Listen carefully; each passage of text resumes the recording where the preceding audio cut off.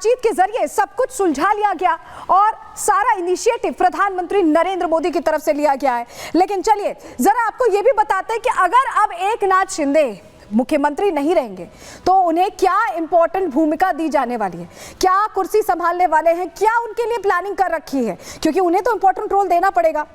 उनके साथ ये साझा सरकार अभी 2.5 साल से चल रही थी। क्या फॉर्मूलाज हैं आपको बता रहे हैं। जो पहला फॉर्मूला रखा गया है, एकनाथ शिंदे गुट को बड़े विभाग मिल सकते हैं। जैसे आपको याद होगा कि देवेंद्र फडणवीस जब डेप्यूटी बने थे तो होम मिनिस्ट्री उनके पास थी, कई मिनिस्ट्रीज थी। ऐसे ही कुछ नेता जो एकनाथ शिंदे गुट के हैं उन्हें बड़ी मिनिस्ट्रीज दी जा सकती हैं। दूसरा फॉर्मूला आपको बताएं, शिंदे गुट से जो नया विधायक होगा उसे डेप्यूटी सीएम भी बनाया जा सकता है, यानी डेप्यूटी का वो पद दिया जा सकता है। तीसरा फॉर्मूला क्या है? तीसरा फॉर्मूला यह है कि एजेंडा तय करने के लिए तीनों दल की कमेटी बन सकती है और इस कमेटी का अध्यक्ष एकनाथ शिंदे को बनाया जा सकता है। संयुक्त कमेटी बनेगी एनसीपी, शिवसेना और बीजेपी की, और उसमें अध्यक्ष का पद एकनाथ शिंदे को दिया जा सकता है। चौथा फॉर्मूला क्या है? मोदी के कहने पर यहां पर एकनाथ शिंदे महाराष्ट्र की राजनीति से केंद्र की राजनीति में आ सकते हैं। केंद्र में उन्हें अहम भूमिका दी जा सकती है, यह भी अंदर खाने से सूत्रों के हवाले से जानकारी मिल रही है। तो ये 4 फॉर्मूलेज हैं जो फॉलो किए जा सकते हैं। लेकिन जब एकनाथ शिंदे आए तो कैसे उन्होंने मुखर होकर एक एक बात रखी। उन्होंने बताया कि उन्हें मुख्यमंत्री बीजेपी का मंजूर है। कैसे प्रधानमंत्री की जब कॉल आई, उनका जो संवाद हुआ, हर डिटेल उन्होंने यहां पर इस प्रेस कॉन्फ्रेंस में दी और उन तमाम सवालों का जवाब दे दिया जो लगातार महाराष्ट्र को लेकर लोगों के मन में थे, नेताओं के मन में भी थे। सुनिए जरा उनकी प्रेस कॉन्फ्रेंस की बड़ी बातें क्या उन्होंने कहा। वरिष्ठ नेतृत्व जो है वो जो निर्णय लेगा उसके लिए शिवसेना का पूरा पाठिंबा है, शिवसेना का समर्थन है। कल अमित शाह जी के साथ, अमित भाई के साथ हमारे तीनों दलों की बैठक होगी। उस बैठक में पूरी तरह चर्चा होगी विस्तार से, और विस्तार से चर्चा होने के बाद निर्णय होगा। शिव सैनिक को मुख्यमंत्री बनाना, वो मुख्यमंत्री बनाने का सपना मोदी जी और अमित भाई ने पूरा किया और निश्चित रूप से पूरे पहाड़ की तरह वो मेरे पीछे खड़े रहे। इसका मुझे गर्व है, इसलिए मैं उन दोनों का बहुत बहुत काफ़ी आभारी हूँ। और हमारी सरकार हमारे बाला साहब ठाकरे जी के विचारों पे चलती है। आनंद दिघे साहब हमारे गुरु है और निश्चित रूप से ऐसी सरकार जो है आम जनता की सरकार है। और हमारे साथ हमारी सहयोगी कोमल जुड़ रही है, उनका हम रुख कर लेते हैं। देवेंद्र फडणवीस कहा जा रहा है दिल्ली आने वाले हैं कोमल, और अब तो क्लैरिटी हो गई है बिल्कुल। एकनाथ शिंदे ने पूरी तरह से कह दिया है कि बीजेपी अपना मुख्यमंत्री बनाए, वो पूरी तरह से समर्थन में है। शीशे की तरह चीजें साफ होती दिख रही हैं वहां पर।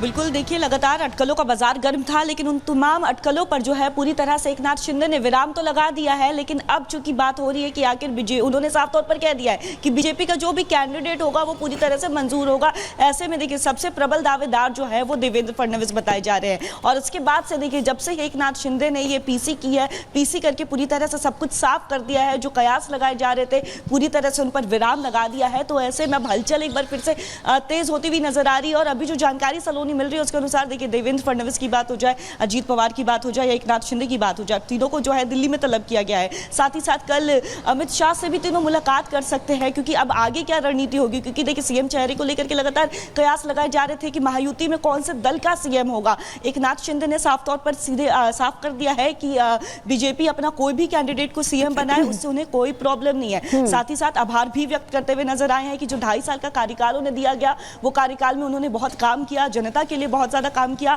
उसके लिए भी पीएम मोदी का धन्यवाद करते हुए भी नजर आए हैं। लेकिन इस बीच देखिए अब चूंकि तीनों नेताओं को जो है दिल्ली तलब किया गया है और कल अमित शाह से भी मुलाकात हो सकती है, तो ऐसे में देखिए अब पोर्टफोलियो को लेकर के भी आगे चर्चा हो सकती है। क्योंकि आप जिक्र पोर्टफोलियो को कर रही हैं कोमल, तो ये आपसे समझना चाहेंगे क्योंकि एकनाथ शिंदे मुख्यमंत्री थे, ऐसे में क्या वो वाला फॉर्मूला हो सकता है कि जैसे जब देवेंद्र फडणवीस को डेप्यूटी बनाया गया तो उन्हें होम मिनिस्ट्री दी गई, इस तरह की मिनिस्ट्रीज दी गई थी जो इंपॉर्टेंस रखती हैं सरकार में, क्या ऐसा कुछ हो सकता है कि एकनाथ शिंदे गुट का कोई चेहरा ऐसी मिनिस्ट्री संभाले या एकनाथ शिंदे केंद्र की राजनीति में जाए, कुछ इस तरह की जानकारी?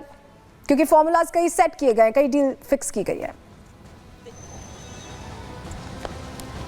बिल्कुल, देखिए आधिकारिक तौर पर तो कुछ भी साफ नहीं हो पाया है, लेकिन अगर हम बात करें, चूंकि देखिए लगातार ये बात सूत्र जो है हमें ये भी दावा करते हुए नजर आ रहे हैं कि जो एकनाथ शिंदे के बेटे हैं उनके लिए जो है वो यूनियन मिनिस्ट्री में भी पद मांगी जा रही है। साथ ही साथ देखिए ये भी कयास तो लगाए जा रहे हैं कि एकनाथ शिंदे की तरफ से, जो उनकी पार्टी की तरफ से किसी को जो है यूनियन मिनिस्ट्री में भी जगह दी जा सकती है। ऐसा भी जो है मांग जो है शायद पार्टी ने रखी है। इस तरह की बात और सूत्र जो है वो भी दावा करते हुए नजर आ रहे हैं। लेकिन देखने वाली बात होगी कि आखिर फॉर्मूला क्या होगा, क्योंकि बीच में कुछ दिन पहले भी देखिए लगातार जब हम बात कर रहे थे यहाँ पे लोगों से, प्रदेश अध्यक्ष से भी बात कर रहे थे, तो एक तरह से एक चीज तो क्लियर हुई है सलोनी की आखिर जो संख्या बल की बात करें तो अगर संख्या बल पर जो है मंत्री का जो फॉर्मूला है वो तय हो रहा है। 6-7 विधायकों पर एक मंत्री का फॉर्मूला जो है वो देखने को मिल रहा है। तो अगर हम ये 6-7 विधायकों पर एक मंत्री के फॉर्मूला को देखते हैं तो यानी देखिए बीजेपी के जो है 22 से 24 मंत्री बन सकते हैं। इसके साथ ही साथ देखिए शिवसेना के जो है 8 से 9 मंत्री बन सकते हैं।